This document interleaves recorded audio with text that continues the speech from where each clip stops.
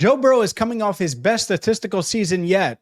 Can he get better? Joe thinks so. Hear from him, plus plenty of thoughts on the schedule and Andrew Whitworth making an impact for offensive linemen everywhere.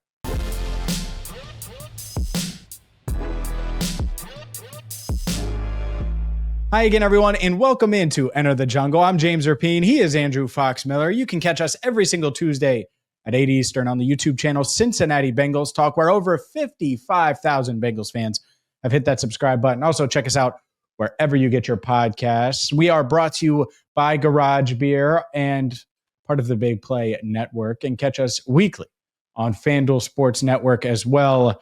And Andrew, let's start with Joe Burrow. As we know, he talked last week, said a bunch of different things, and I'm sure these clips are going to be used really all offseason long. I'm not sure we're going to hear from Joe again until training camp. But after throwing for nearly 5,000 yards, 43 touchdowns, which is a Bengals record, only 9 picks, it just had a great year. Joe Burrow was awesome last year, and yet he thinks that he can get better. Here's Joe on what he's going to do for an encore.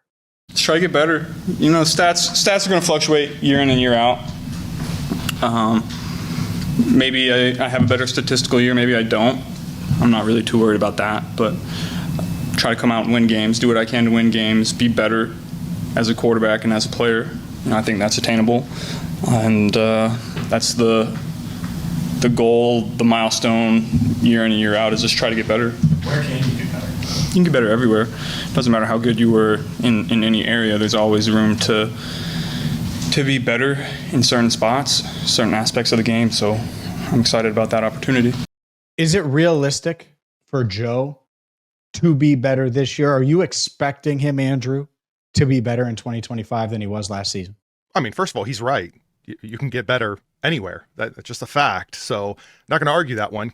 Could he have answered that question a little bit better, more specifically? Sure, maybe. But could that answer have been better? Yes. Yeah. But I look at it this way, and how many off seasons now do we kind of tally this up, right? He's now over a year removed from wrist surgery. It's always been something, hasn't it? 2020, you're navigating COVID protocols and a season-ending knee injury.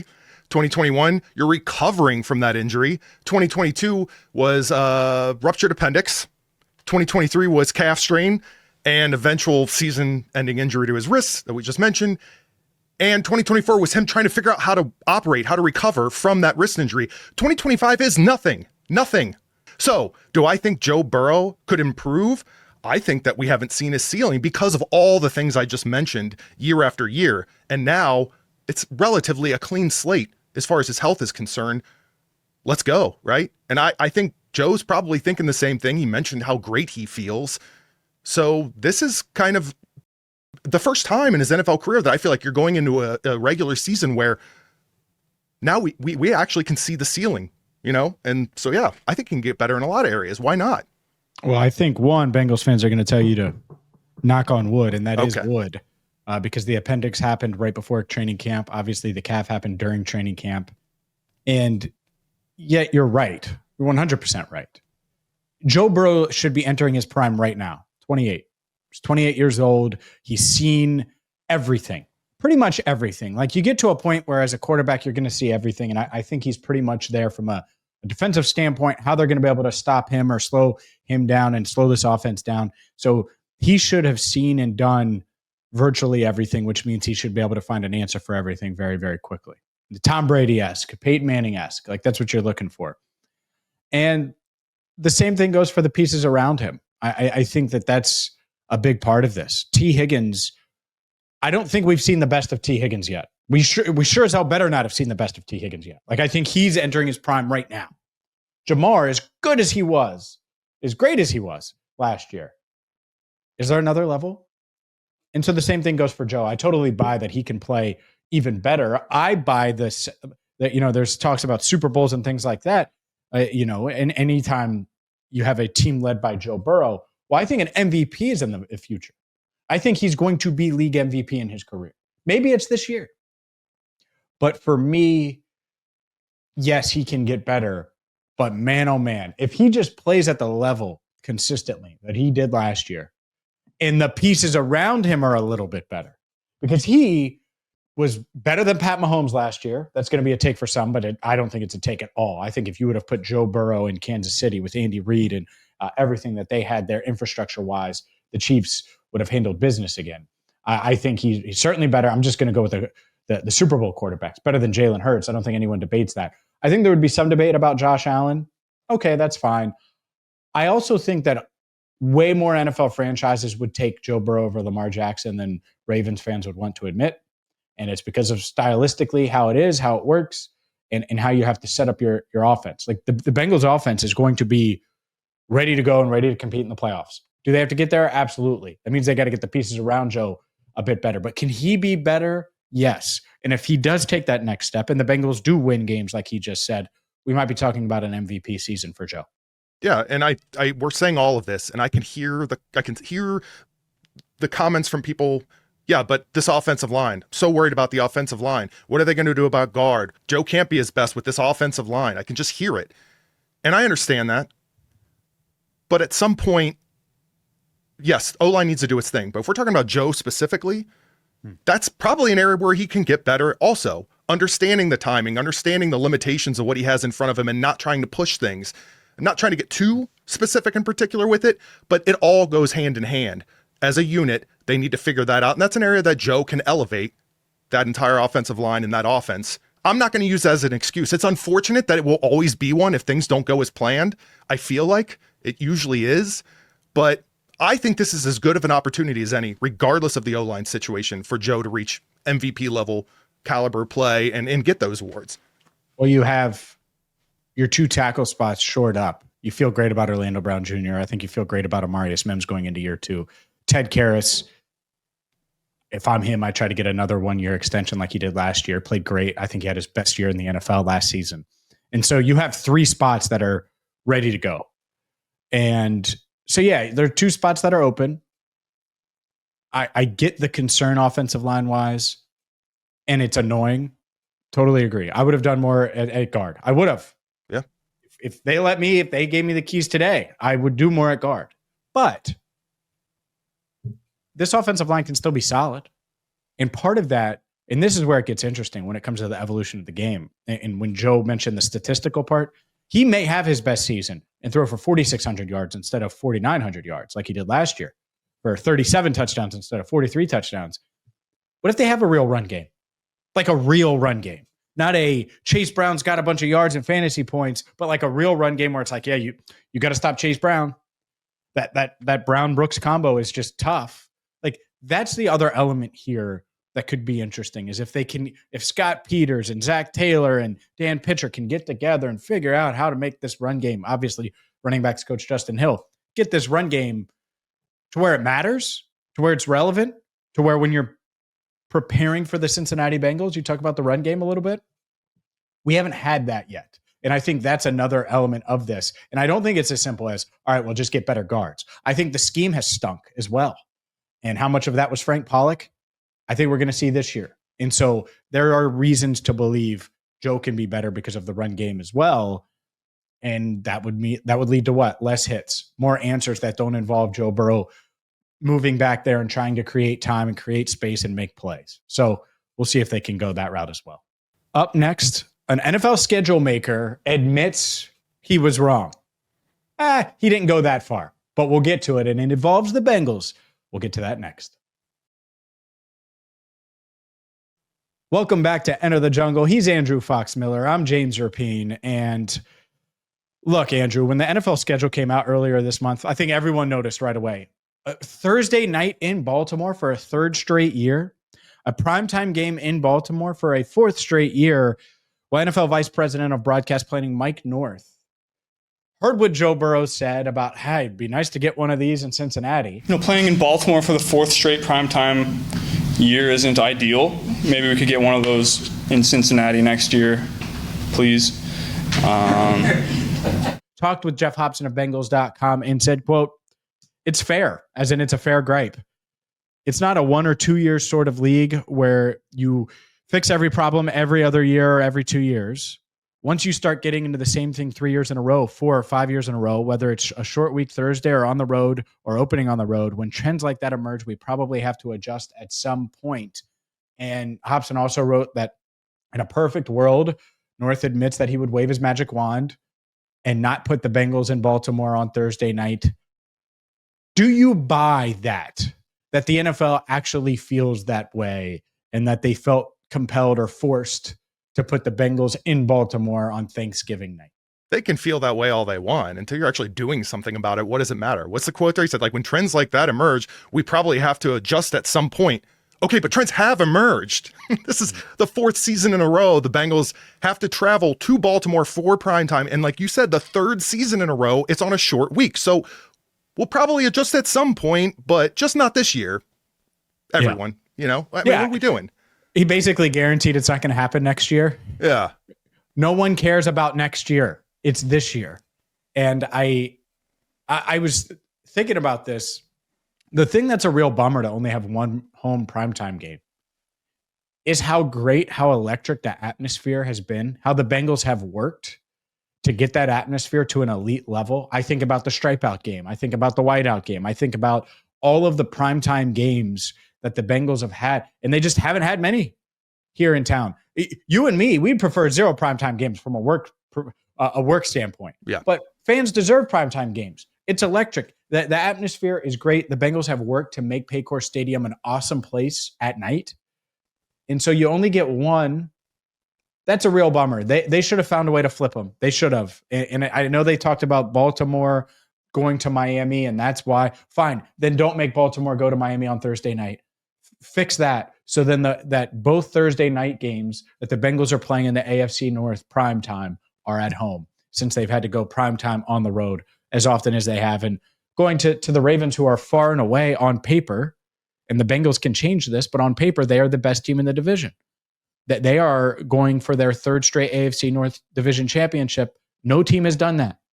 No team has done that since the AFC North was created. The Bengals had the opportunity to do that in 2023. Obviously, Joe got hurt. They got off to that slow start. Then the wrist injury happened.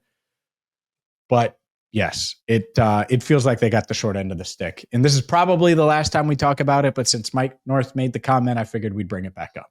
Yeah. And to your point with fans and how hard the organization has worked to create the atmosphere that they have for the fan base, I don't think that can be overstated, because we never had, like, you think about the last 20, 30 years, coordinating a whiteout, coordinating, striping the jungle.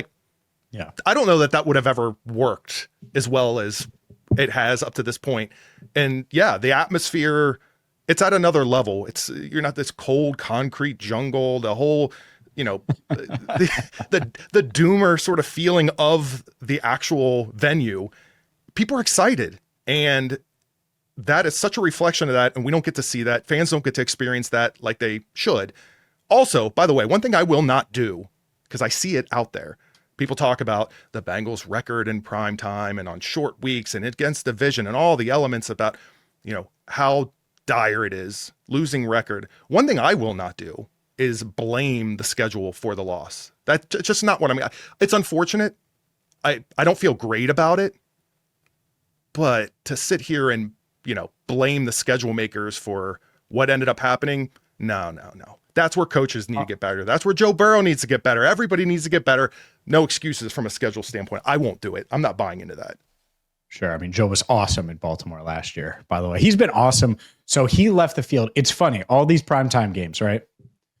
In 2022, it's Sunday Night Football.